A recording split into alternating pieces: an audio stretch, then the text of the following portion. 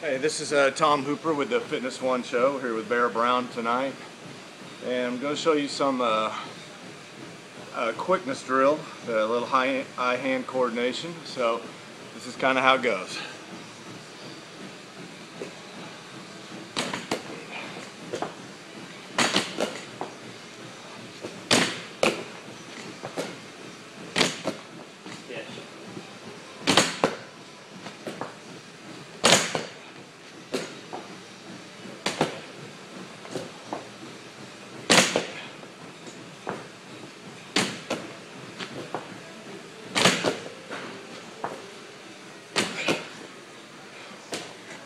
Alright, so that's a good drill for eye-hand coordination.